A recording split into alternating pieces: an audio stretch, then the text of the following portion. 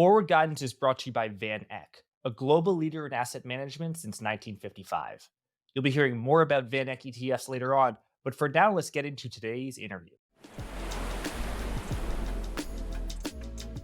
Very pleased to be joined by Keith Dicker of IceCap Asset Management and host of the Looney Hour podcast. Keith, great to see you. How are you? Hey, Jack, you as well. Good to see you again. It feels like I'm underdressed today. It's a sign of respect, Keith. For which way? For you.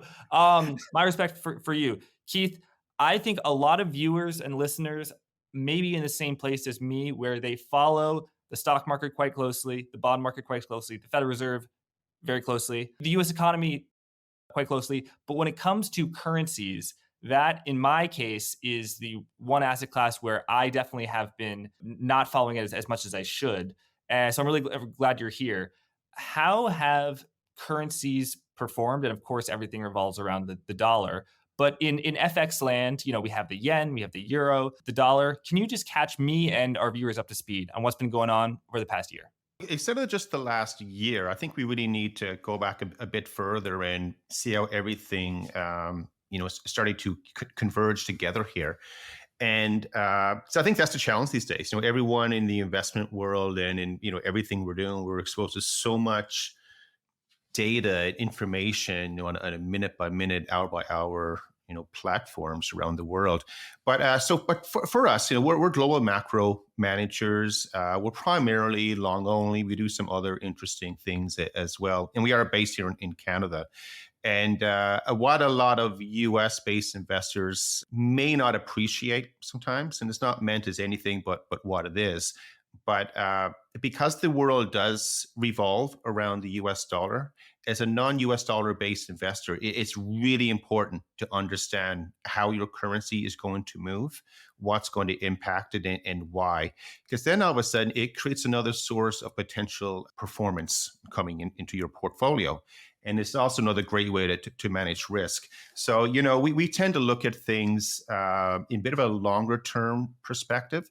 And it's our view today that we are at the end of this really long cycle that started when Bretton Woods was first put together after World War II. And have you been to the resort, by the way, Jack, up in New Hampshire? I haven't actually. Oh, you have to go. It's very civilized to go there. But anyway, that's where they went. So the reason they actually had the conference in Bretton Woods was because, first of all, it wasn't in Europe, and Europe was, completely, destroyed by then. But there was only a train in and out of Bretton Woods. There was no way to get in there without, taking the only road in. So it's a very safe area to have this conference and so forth. But I'm not going to go down through a history of Bretton Woods. I think most people are aware of it. But to look at it from a different perspective, the main items that were agreed to then was and in no specific order, of course, but they created the World Bank, they created the IMF, they pegged everything to the dollar, which was pegged to gold, and they also agreed to follow Keynesian economic theory, monetary and fiscal policy. And now here we are today, one by one, all of these policies that they agreed to or organizations, that they've all either fallen off the wayside or they become completely ineffective, as you would say the IMF is today in the World Bank and so forth. And then the very last item that everyone is following, and they're still clinging to it today, is Keynesian economic theory. So the reason this is important, and investors, I think most people realize, is that all financial markets are either directly or indirectly affected by changes in long-term rates. So overnight rates are very important, of course, but the change in long-term rates, that's what really drives a lot of markets. So the 60s and 70s to 82, long-term rates were going higher. And it was a real grind, especially for equity markets. That had 50 to 75% annual volatility over that time. The bond market did a bit better, but not a lot better. It was a real grind. But after rates peaked in 82, and then started going lower through the 80s, the 90s, and then finally we hit zero for overnight rates when the housing crisis struck back then. That 30-year period, which created the boom for the balance fund and the bond market, all of a sudden, the wind in those sails, it just stopped suddenly. And policymakers everywhere, they understood and appreciated it. And they said, wow, if rates go higher from here, we're screwed. So what did they do back in 2010? Remember, of course, yeah. QE? Yeah. So first of all, all the central banks, they went to zero rates. They used or near zero negative rates in Europe and elsewhere, and then that was to anchor the short end of the curve. And then they used QE. Some people call it money printing. It's not really money printing. I like to say it's in the same spirit, so to speak. But that was to anchor the long end of the curve as well, and that was kept that way then, Jack, for over a decade. It was about 12 years. Well, what they did, they suppressed the global yield curve from truly moving to where it should be.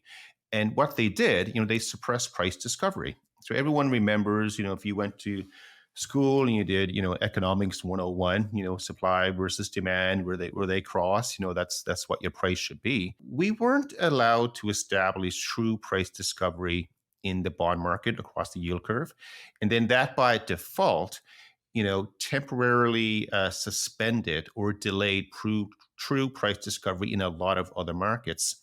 I am getting to a point here with this, but as rates continue to go lower and lower, 80s, 90s, and O's, and then they suppress them for another decade, not only did it inflate a lot of different financial and asset markets around the world, but it enabled governments and households to continue to borrow excessively.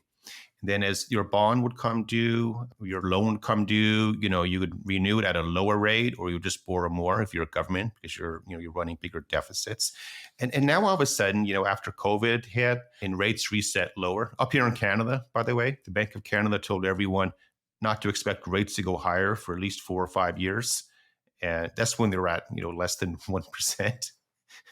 Of course, a year later, they were jacking them higher, which created a lot of stress up here. Maybe that means, there's another joke. How do you know when a central banker is lying? How? Yeah, their lips are moving, right? But if you're overlaying the amount of debt that's been accumulated with rates going lower and lower and lower, all of a sudden now we've reached this point where now rates are going higher, whether it's overnight rates and or the long end of the curve.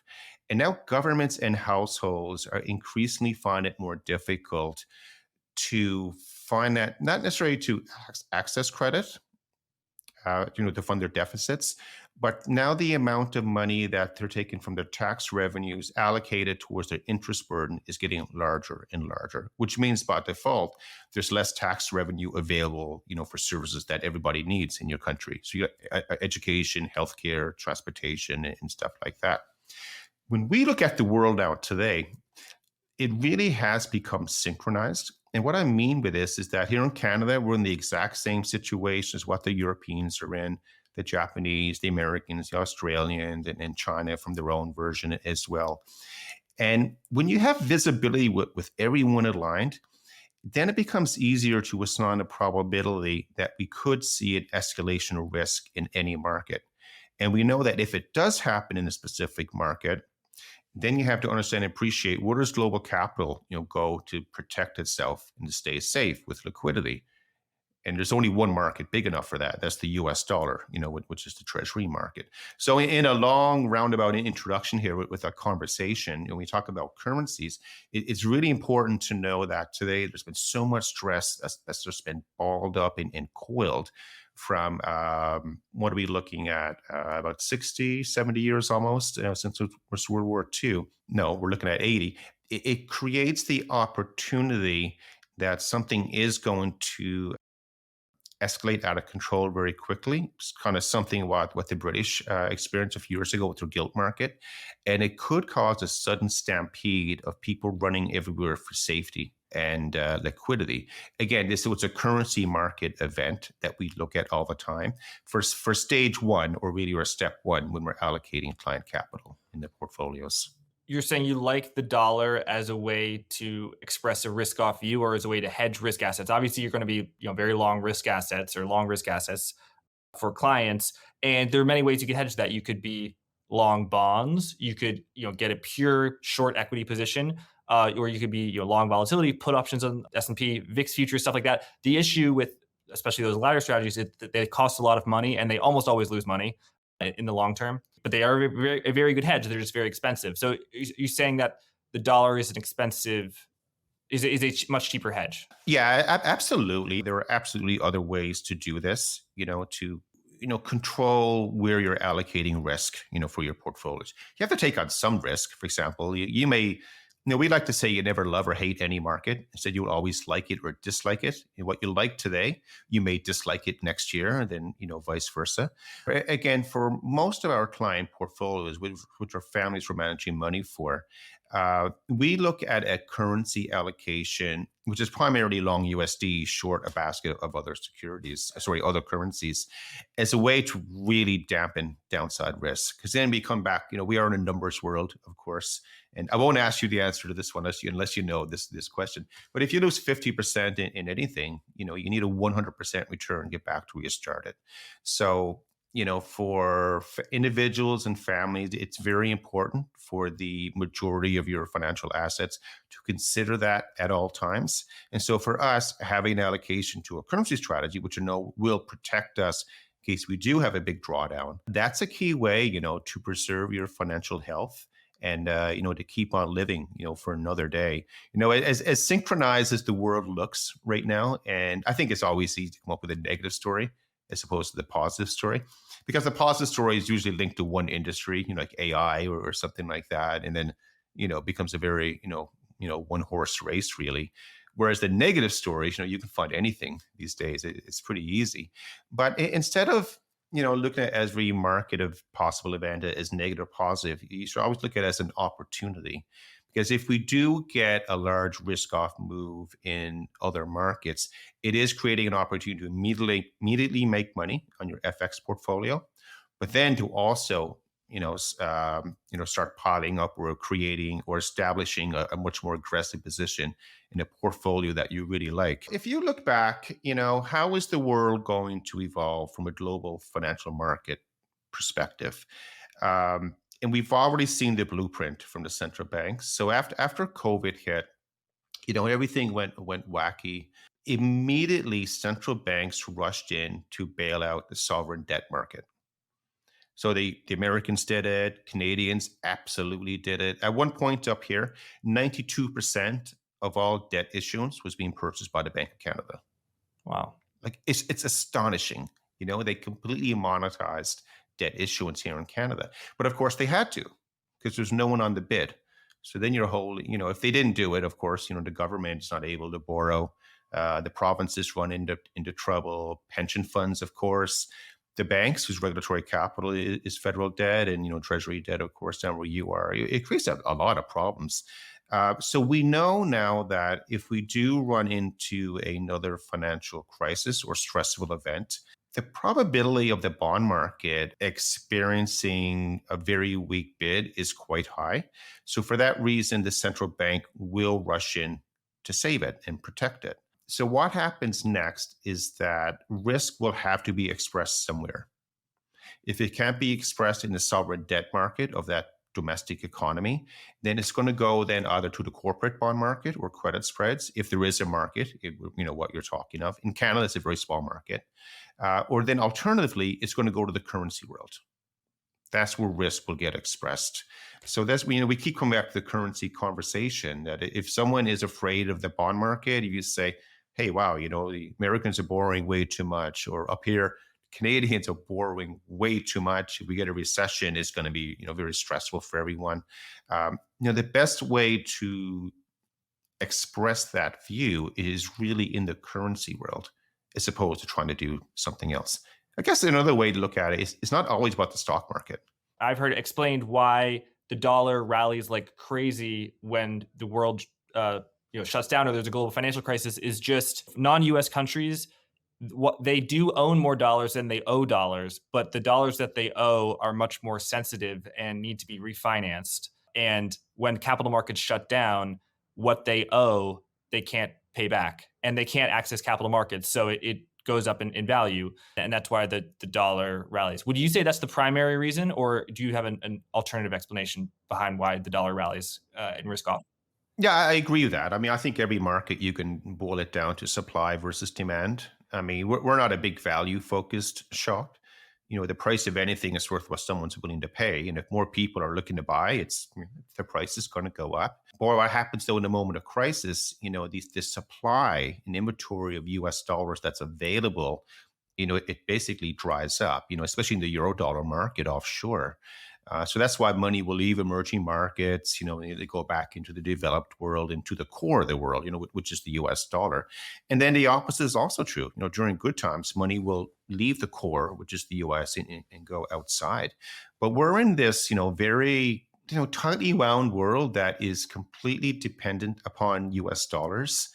Everyone is aware of this if you're following it closely. A new system will likely come along at some point. I don't know when. I'm not quite sure how it's going to look or feel, but everyone involved, we all know that, we need a different system. It's not very healthy to have the one we have right now because it builds up all of these excesses around the world.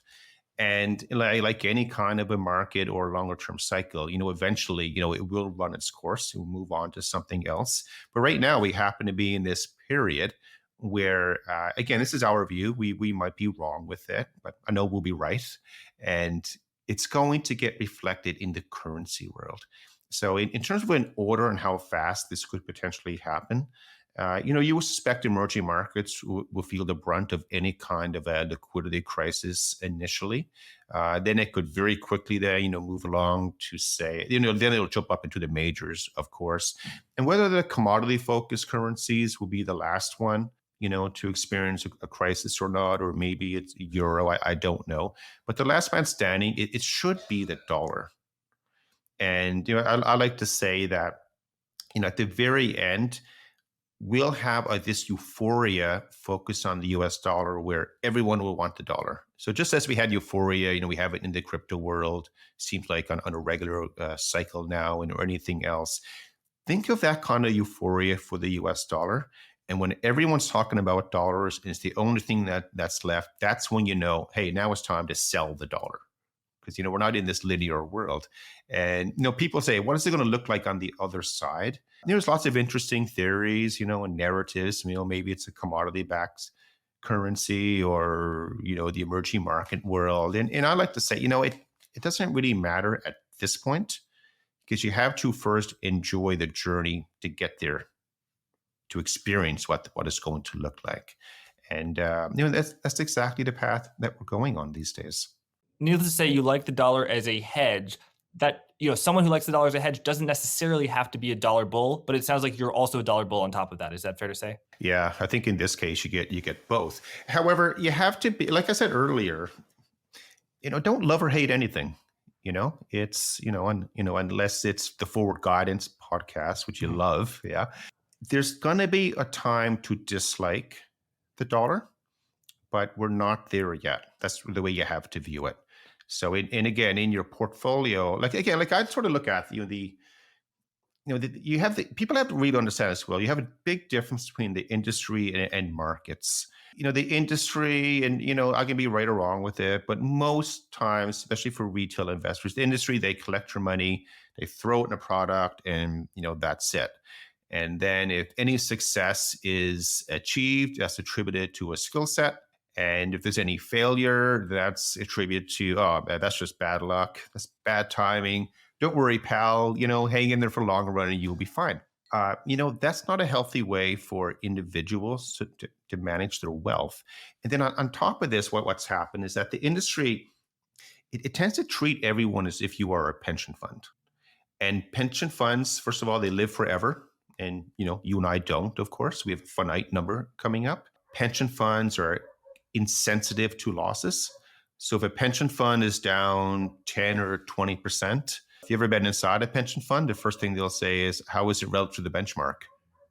They don't care. If they're down 20 and the benchmark is down 21%, they'll say, hey, we added 1% value this year. Whereas if you're a family, and just say you saved $1 million for your retirement and you're just about to hit the retirement button, and then you're all in equities or something, and the market goes down 30%, and you don't say, oh wow, I did 1% better than the market. You feel, I just lost 300 grand, right? So there's a big difference. So and for us as managers, you have to be more sensitive to who you are as an investor, as opposed to just the marketplace. Because on social media these days, there's lots of really cool, interesting, investment theses that are available to follow. Not a lot of them can be implemented in client portfolios, and people are always trying to find something to do with it. But the overriding theme that I think individuals and families need to be aware of is that focus on preserving your capital. You don't understand how much risk you're taking and what is acceptable. For some people, losing, if the markets go down 50%, for example, which happened 3 times in 20 years with the tech bubble, the housing bubble and the COVID bubble, some people say, hey, no big deal. It is what it is. For other people, it is a big deal. Be very mindful of it. And then, of course, the ultimate irony today is that, I shared earlier how that, the bond market did this, we had this, amazing 40-year period of rates always going lower. The industry has been lulled to sleep in believing that the bond market is always safe and secure. So that's why you have it, lumped together with equities to create a balance fund, which worked really well for the 80s, 90s, and O's, and then the 10s. Because whenever equities went down, you always had a positive return coming from the bond market. The irony right now is that the upside in the bond market is single digits, and it's probably mid single digits you're looking at. Yet the downside is potentially a lot more. It could be -10, -20, -30. It looked at what happened with duration in 21 and 22.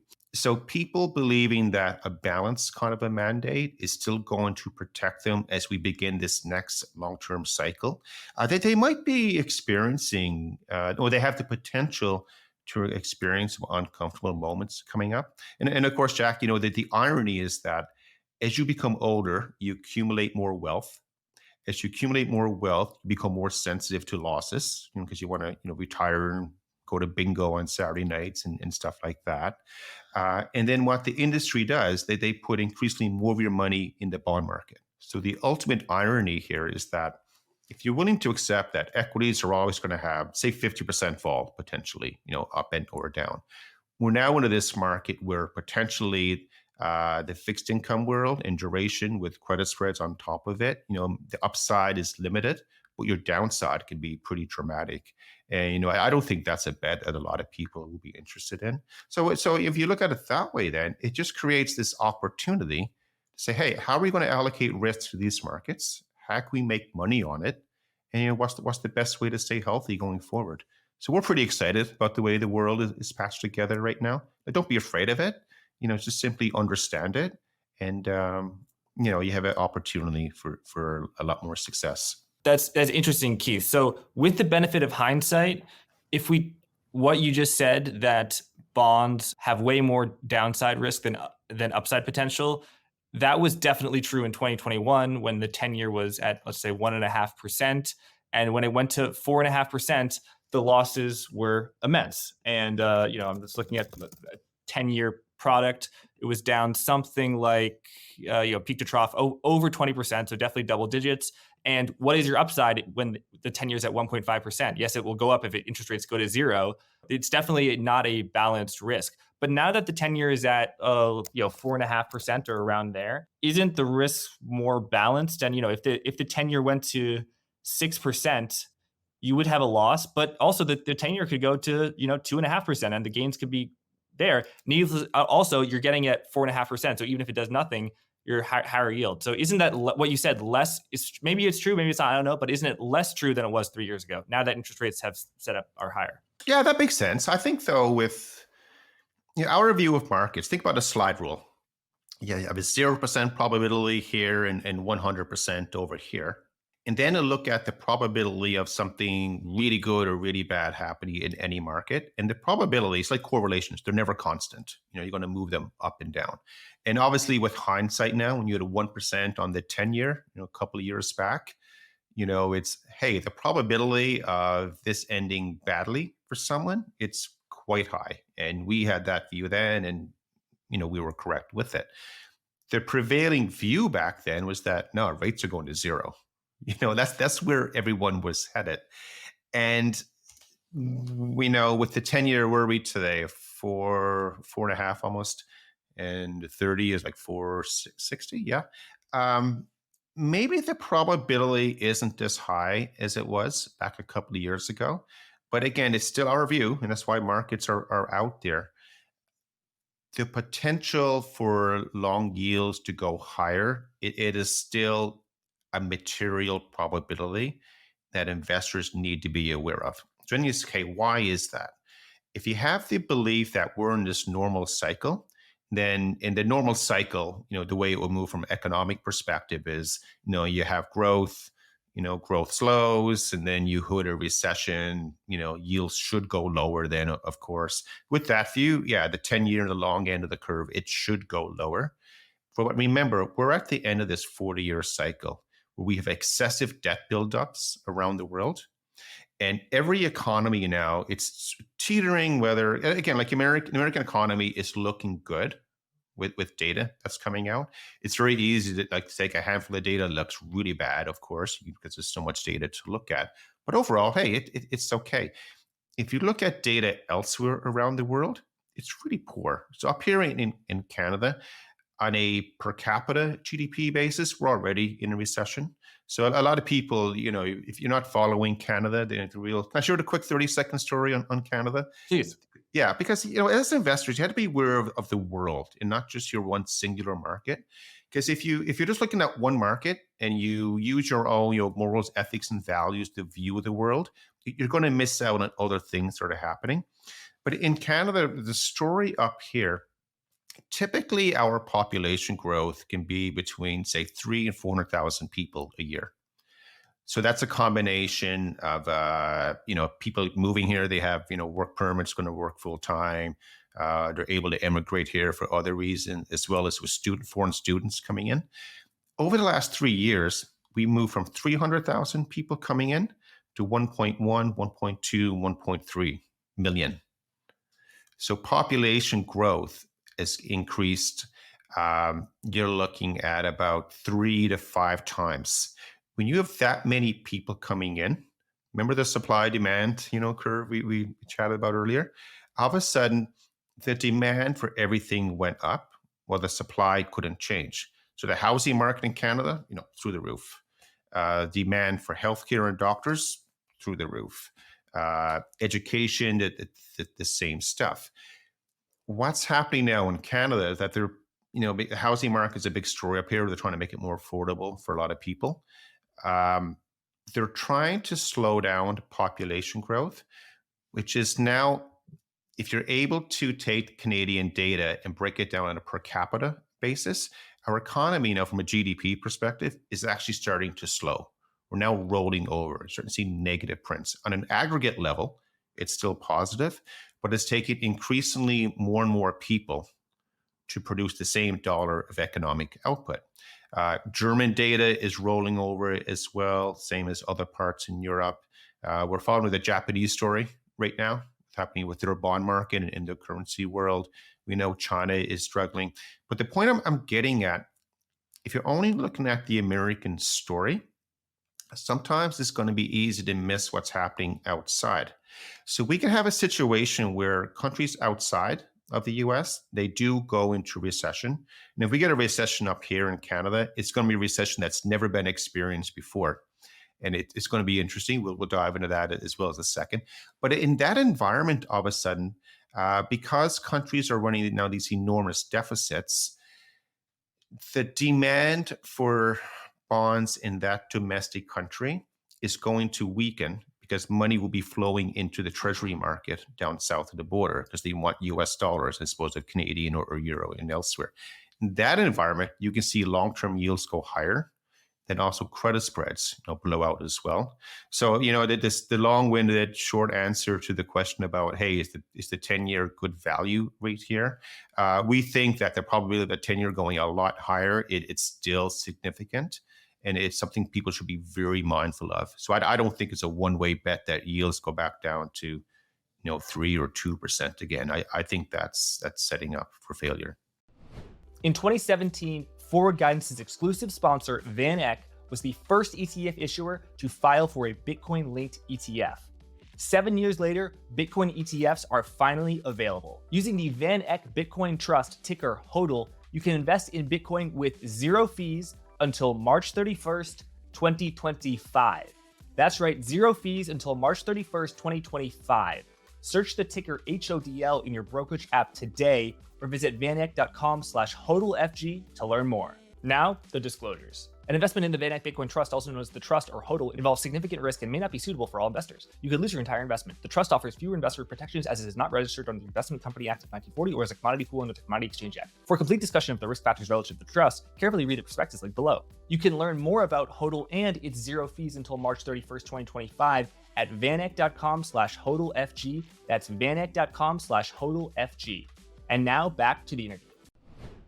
And so you're much more bullish on the US economy than other countries and economies. Maybe that's part of the reason why you're bullish the dollar.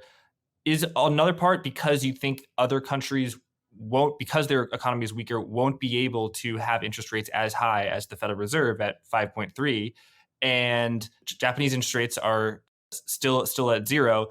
Basically, it's part of the reason why you like the dollar is just because it's positive carry relative to the euro and in particular the yen. Yeah, that's a good point, Jack. Don't confuse a view of a strong dollar view with that the U.S. economy is so much stronger and everyone else, it'll stay strong. It's likely that the cycle is delayed. That's all.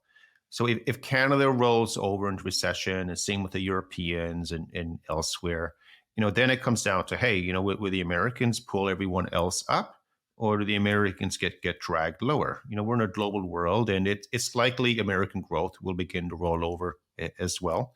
So the view for a strong dollar is not necessarily, hey, the American economy is taking off at all times, it's going to be awesome.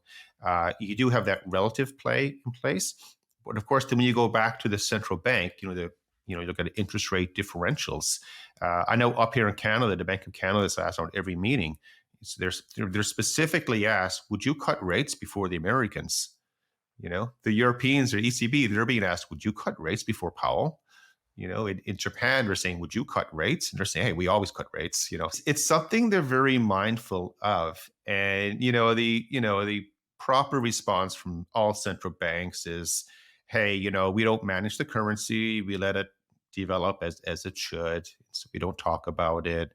We're independent, we follow global economics, but we're not, super focused on what the Americans are going to do. We're going to do what's best for Canada here first. That's all BS. I mean, they're absolutely watching what the Americans are doing because it really matters. So if here in Canada, if the Bank of Canada, if we cut rates now in the June meeting and say the Fed doesn't cut rates, that'll get reflected in the currency, right away.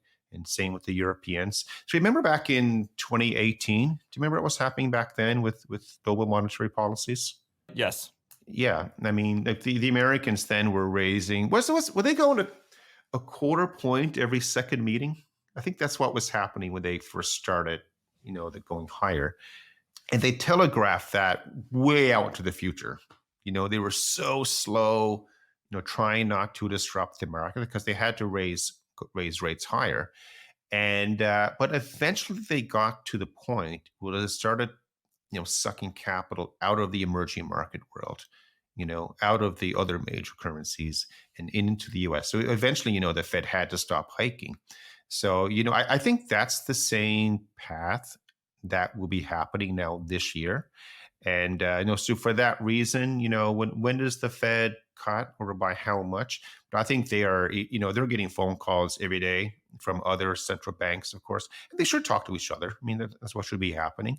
But we could be in this sort of this 2018 situation again, where maybe, the Fed has to act sooner than they want, because of crisis or financial stress outside of the US. And how seriously do you take that as a threat to your bullish dollar view that central banks are coordinating to keep the dollar down? I mean, I'm not saying that they did that intentionally. I mean, well, the Federal Reserve definitely extended swap lines in the spring of 2020, but just keeping rates low and doing a bunch of quantitative easing is probably net bearish for the dollar. In other words, is the Federal Reserve your worst enemy in the same way that it was your best friend in 2022?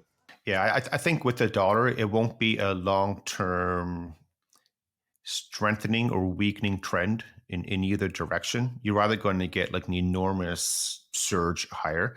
So DXY, where we like 105 now this morning. Maybe we go 105 to 10, 20, 25, something like that extremely quickly. Or maybe they try to go in the other direction with it. But again, the world doesn't exist very well, with a strengthening US dollar. So, I mean, like we don't have this definitive view. This is absolutely going to happen. It's definitely a strong dollar world and that's it. Instead, as fiduciaries, we need to really understand and appreciate that the world is moving with the dollar. And because we are aligned with, at the end of this, secular movement with rates and the debt that's been accumulated on top of it, that again, the likelihood for financial stress re-escalating again outside the US, that builds the case, for the dollar, screaming higher. Again, you always have to think that this is not a normal cycle we're in. Because a normal cycle, it wouldn't have, from 2010 to call it 21, again, over a decade where there's been no price discovery in the bond market, or the world collectively had zero and negative rates and QE. I bumped into a young gentleman the other day, and he's in the business, and he said, "Yeah, Keith, I've been doing this now for 10 years." And he sort of saying he had it figured out. And I said, "How can you have it figured out? Your whole career has been a period with zero rates and QE." He's like, we are moving to something different, and that's all people have to understand and appreciate. And I think that's the best way to survive. Which currencies are you most bearish on? In our normal moving world, it would be the EM universe, or the emerging market universe. So that's what should. So we have limited to no exposures to the EM world. Because if we do get a sudden slowdown in the global economy, or a crisis does begin to, escalate somewhere, you could see that world come off, pretty quickly. But even up here in Canada, though, I mentioned earlier, Jack, that here in Canada, the only recessions that anyone can remember right now, it's always involved the oil market. And if you know your Canadian, geography and economy, when we have a crisis in the oil world, the energy world, the province of Alberta gets hit pretty hard. So back in 2015, when oil went from on $100 down to 20 pretty quickly, excuse me, Alberta got hit pretty hard. And the way, if you want to understand Canadiana, for anyone who's not here, people in Toronto and elsewhere, they don't care about Alberta. They say, "Yeah, screw you, Alberta, you deserve it." We don't care about you. Because Canadians have never experienced a broad aggregate economic recession, they don't have any experience with it. It's not in the recent memory. And the Canadian economy over the last decade, especially, because remember, rates are low. It's cheap to borrow money. People are coming in. Housing is going higher. Banks are lending out to everyone. And we have a very concentrated banking sector here in Canada.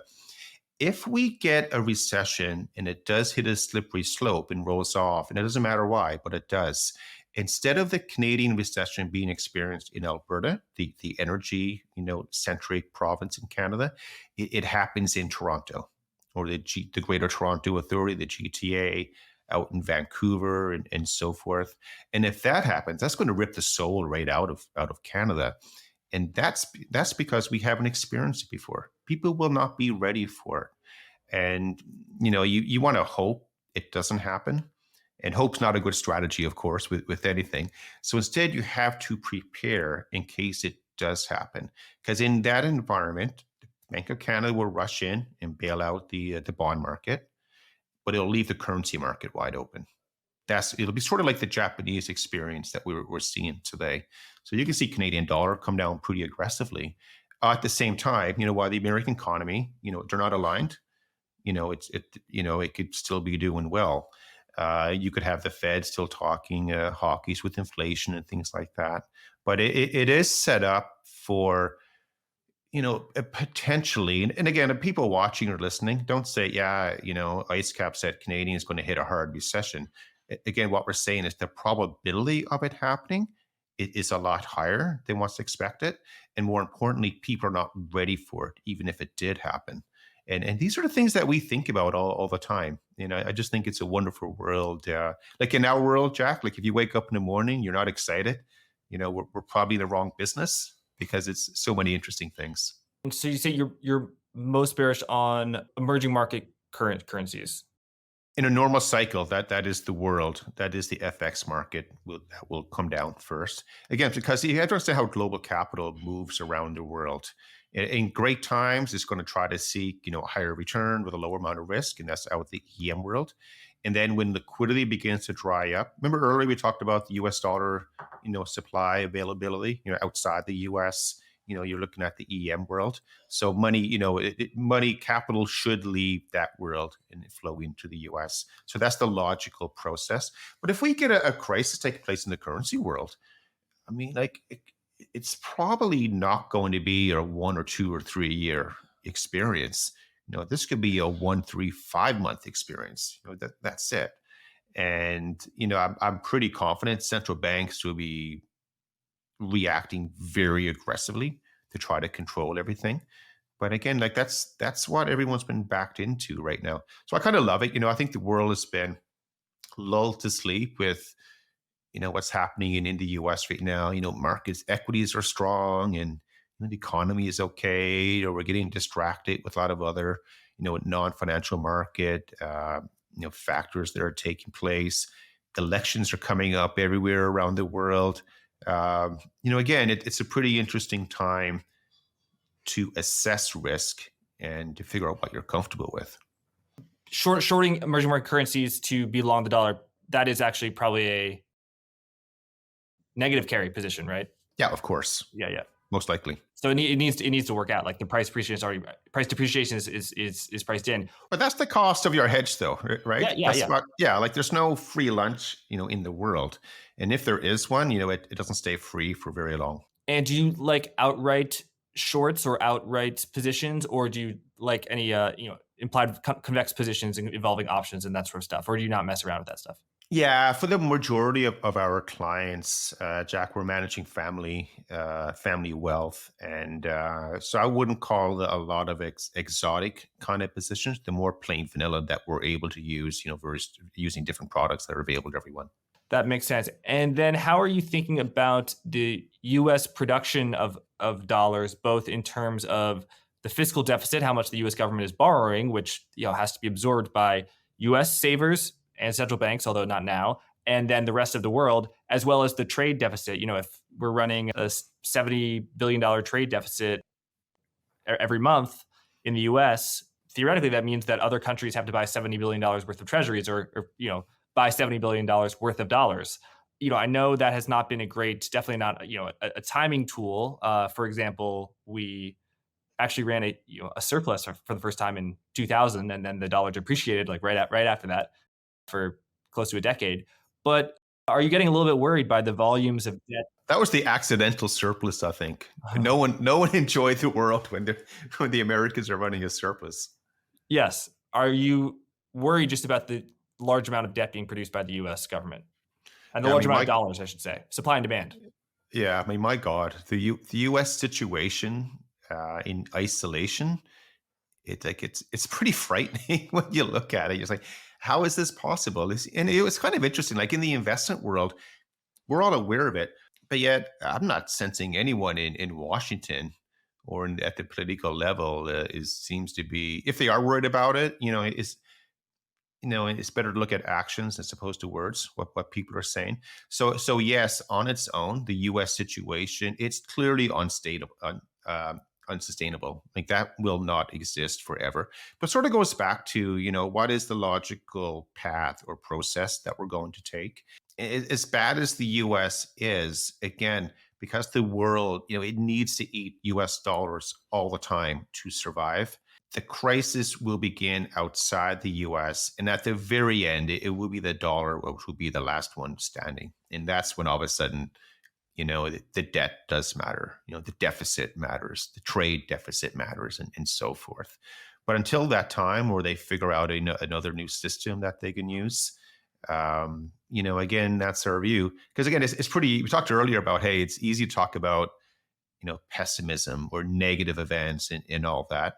And probably the single biggest negative looking event in isolation is the US, their fiscal and monetary position.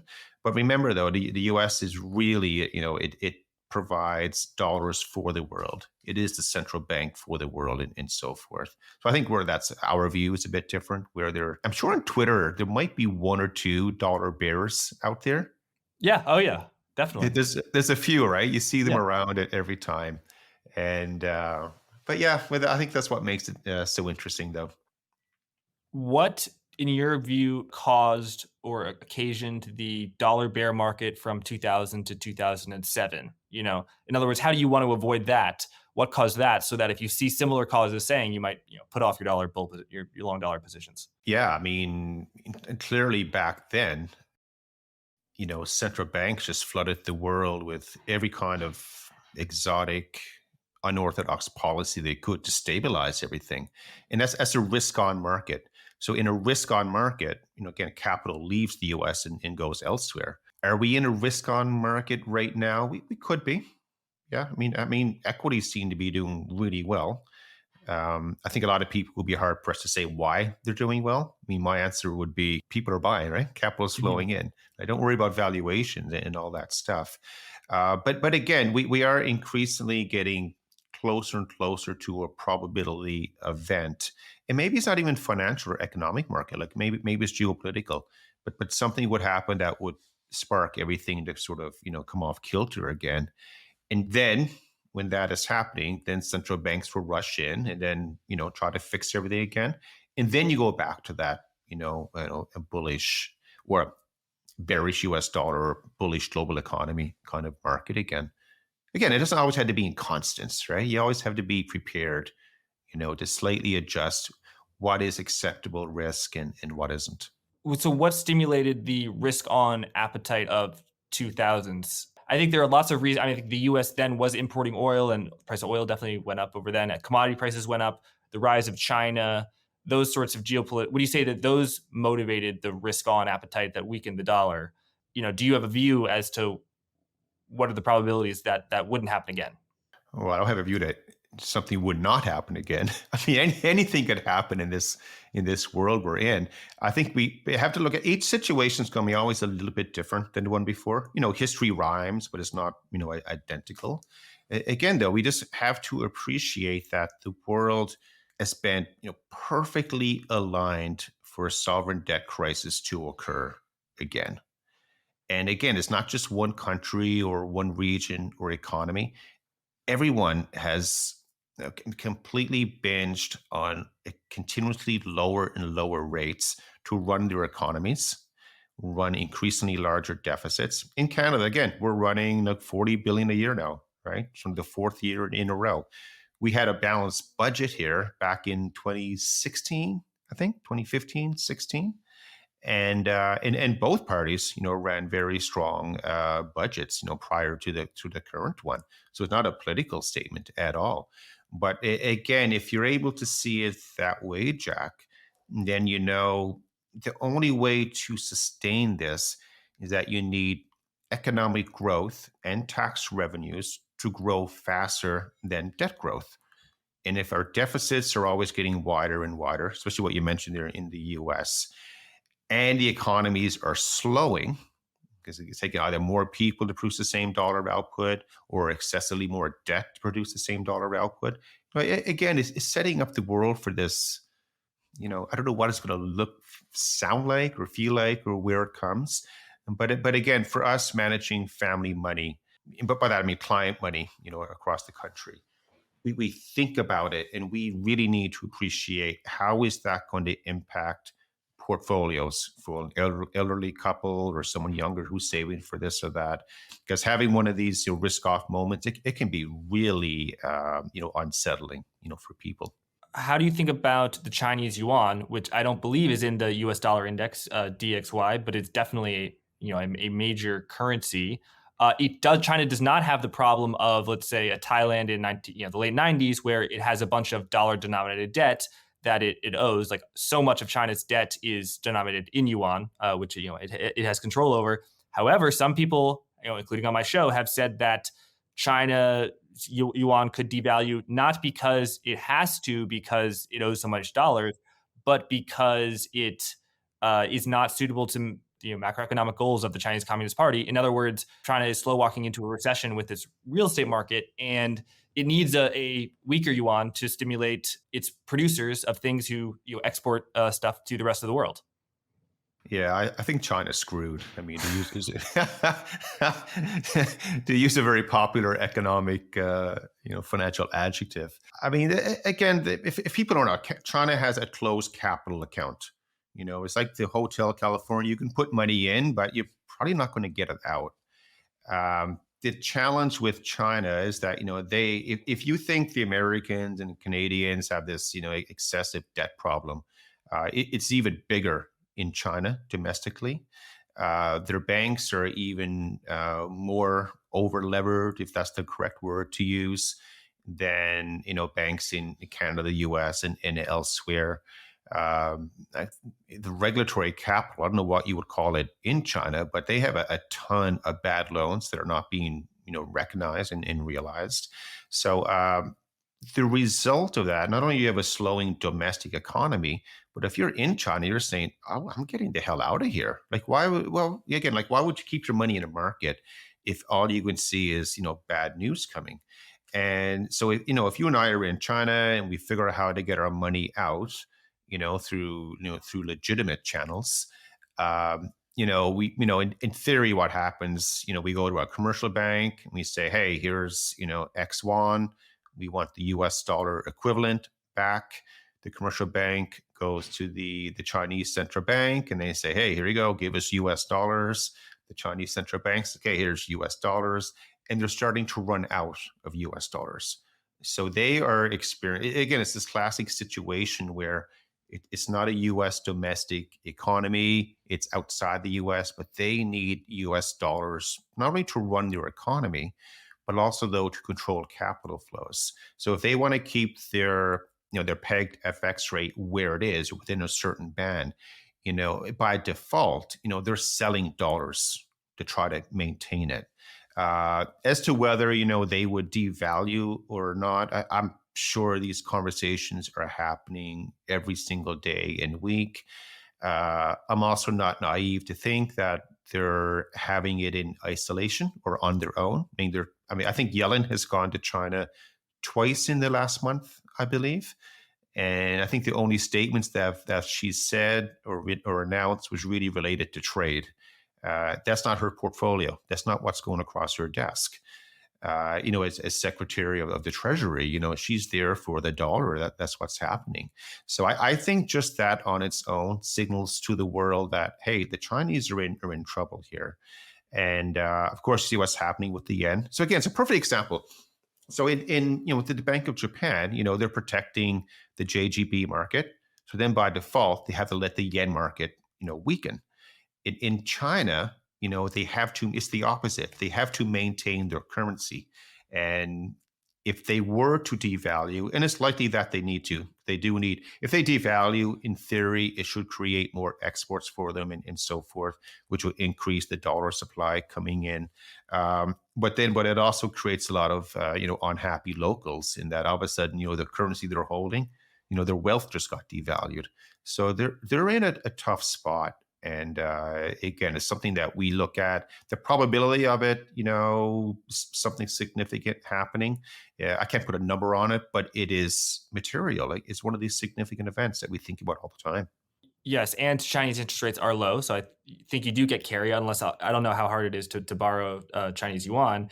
But you don't think the average Chinese citizen is, I'm sure they're very wealthy Chinese people who said, "Oh my gosh, I really should have bought that extra palace in Vancouver. And instead, I had it in Chinese yuan bank account." But don't you think most Chinese people own Chinese yuan, and if they have assets, it's in Chinese real estate, which is denominated in yuan, and they like I live a U.S. dollar denominated life. And well, you obviously think about currency, so you don't live a purely Canadian dollar, but a lot of Canadians live a purely Canadian dollar denominated life that they purely think in the Chinese yuan, and that the economy would be stronger if the yuan was weaker, and that's what they would care about. I mean, you're not going to have everyone thinking the same way. I mean, that Yeah. would make the world a very, interesting or uninteresting place. But really, you're just looking at that incremental, like that next investor who decides that they want to leave. It's like any economy everywhere around the world. Like there are a lot of very informed people. I see capital flows coming out of China. Hong Kong and HSBC is really the conduit, to get out of China. I'm sure the crypto world is used as well. They're buying gold locally. It's another way to do it. Again, the Chinese, the people who are defending China and say, "Oh yeah, it's the U.S. dollar that's going to get crushed," not the Chinese yuan. If that's the case, there wouldn't be this domestic crisis taking place in China. Instead, everyone would be selling their dollars or euro or anything else to go into China. Instead, you have the opposite flow taking place. As for the mechanics on what they do, Jack, maybe it's a couple of things. You have the Hong Kong dollar, which is pegged, and then you have CNY, which is also pegged. Maybe they, convert HKD into CNY, or maybe they peg Hong Kong dollar to CNY, or they peg it to each other. That's something funny, but they're clearly in the world where they're very concerned. And again, Yellen going there twice within a month, that should be front page discussion everywhere to say, hey, something is potentially happening here.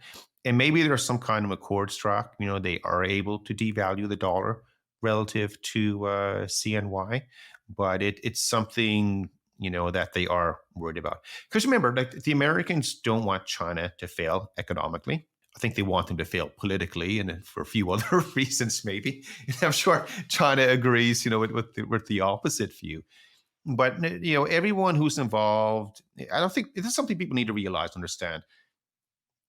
But from a very high end level, policymakers with either monetary policy, fiscal policy, and anything else touching the banking world, it's in no one's self interest for another large economy to fail, because then the whole system fails, just by default. So they will try to help each other. I don't think they're very proactive at doing it. I think they're always just trying to hold the shit together. But it is something to appreciate, and what could potentially happen here. But again, with the yen experiencing their moment right now, and it's not a moment right now for the yen, it's just a gradual trend. Like it's people may not remember back in 2002, equity markets then, so global equities, MSCI World Index, they finished the year probably down, I think it was 24%.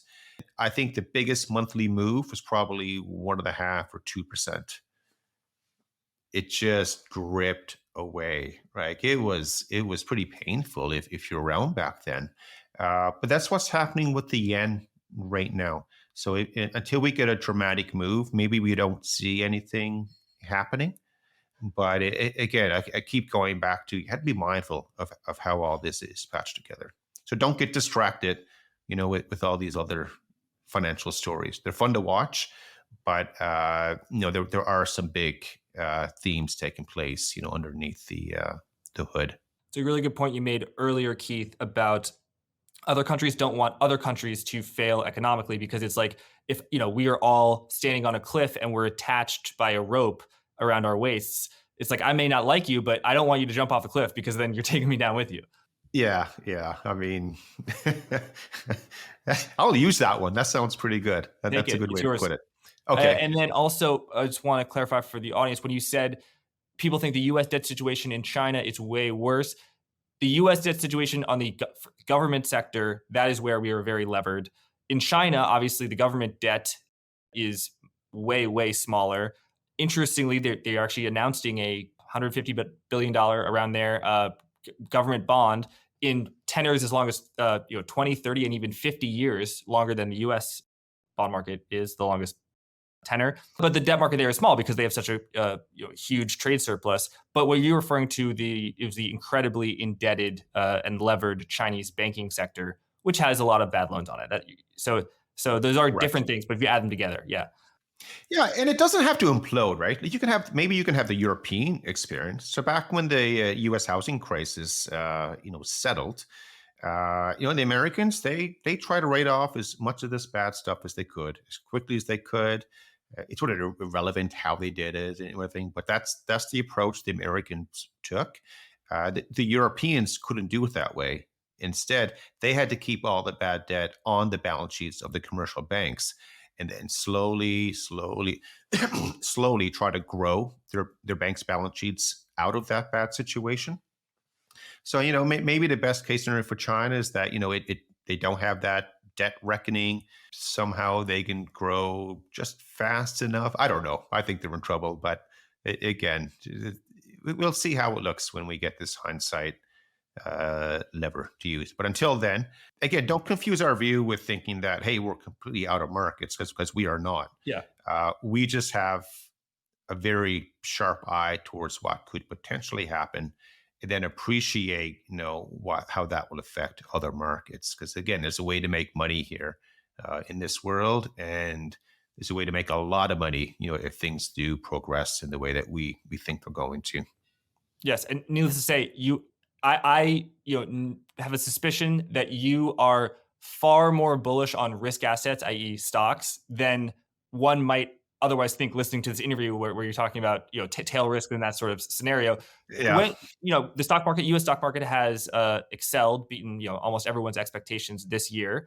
How bullish or neutral or bearish are you on the stock market as well as particular sectors? I mean, a lot of your clients, I imagine, are in Canada.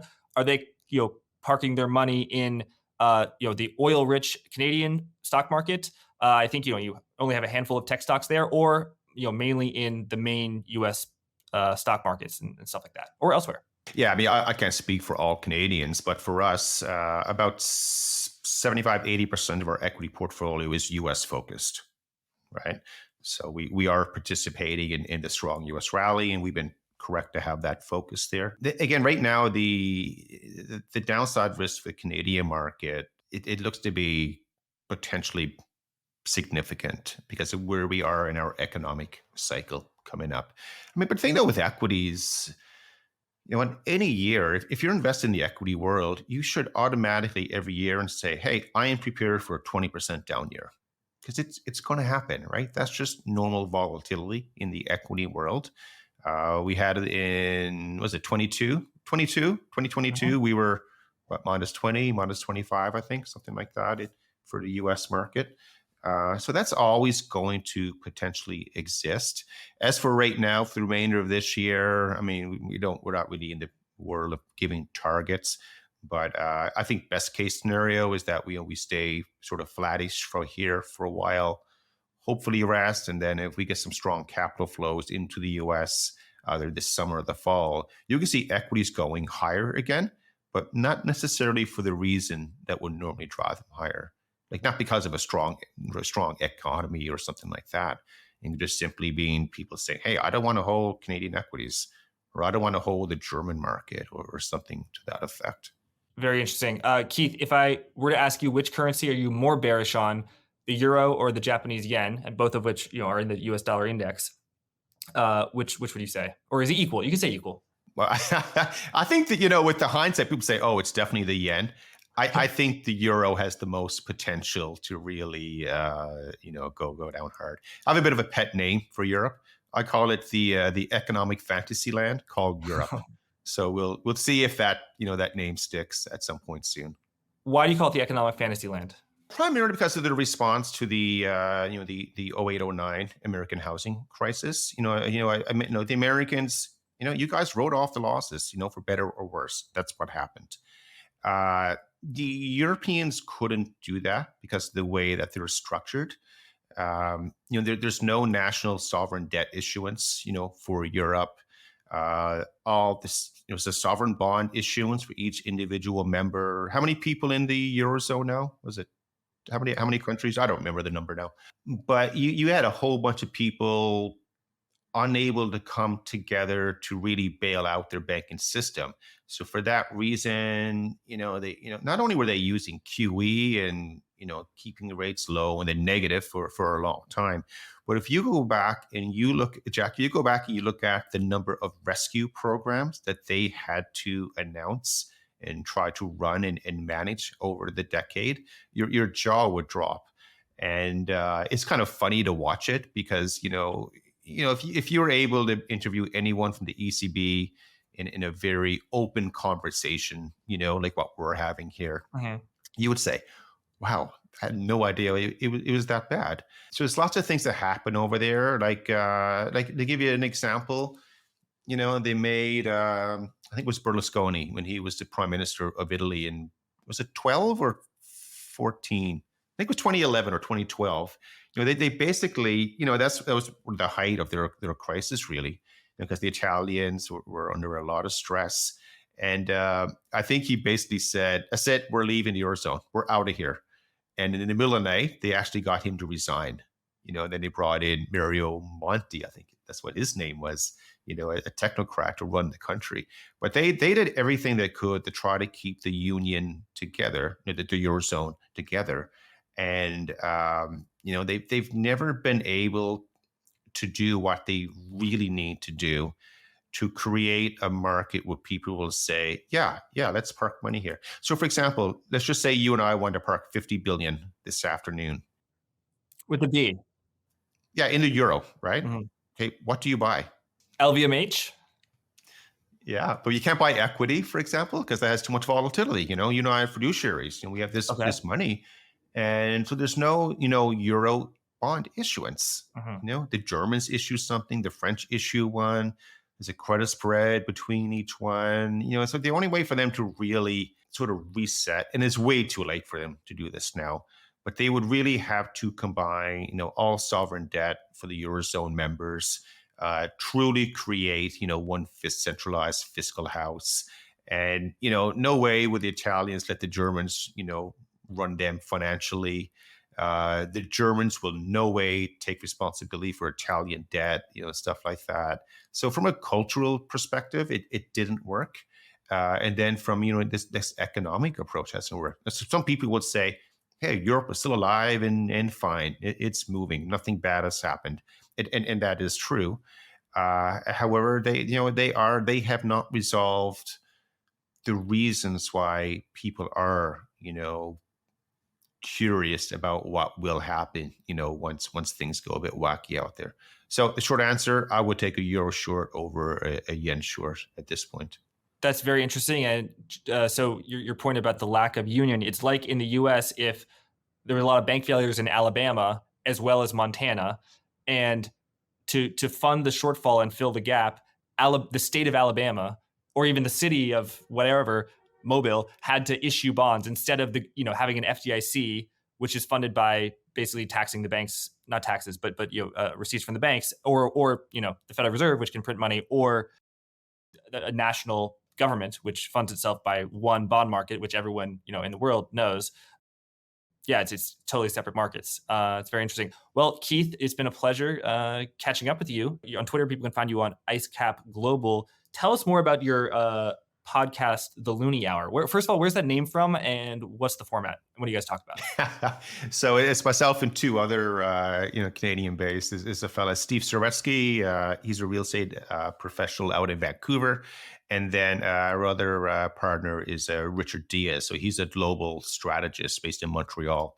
And what we wanted to do a couple of years ago was, hey, let's create a podcast, with global macro conversations, have some fun with it, but make it Canadian centric. Always relate everything back to say, hey, this is how it's going to affect Canada. Because it was our experience that this wasn't happening in Canada. There's nowhere to get news about this stuff. Because the news remember, if we're not familiar, in Canada, we have 5 banks. That's it. And a couple of big fund companies. We have 2 TV channels, really. So it's hard to get independent, objective conversations on stuff. So we decided, hey, let's put this together and we'll see what happens. That was the name that was suggested. So for the Loonie, by the way, that's the name of the Canadian dollar coin. So that's what we came up with. The dollar coin's called the Loonie because there's a loon, the bird on it. And that's what we've been doing. We have a lot of success with it. We have live events. We have social events up here. We travel the country putting the show on, and we have a lot of fun with this. So if you have a chance, check out the Looney Hour, and you'll get a different perspective for what's happening up here in Canada. I will check it out. How often do you do events? We've been doing live events twice a year. That's cool. Yeah, a typical one is probably 250, 300 people. Like they sell out, right? There's standing room only, so to speak. Of course, there's a bar involved, so that helps people feel, very comfortable with what's happening.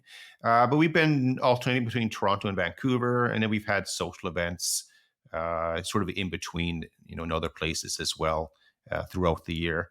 And we have some interesting sort of a docu-series that we're planning to put on this year. So that will cover specific industries. So we're going down that path, but we're just thrilled with what we put together. We have fun with it, and we've created a community which we're getting tens of thousands a week that are tuning in, to follow us. That's really cool. Keith, great talk with you, and thanks everyone for watching. Thank you, Jack. Thanks for watching. Remember to check out vaneck.com/HODLFG to learn more about the VanEck Bitcoin Trust, ticker HODL.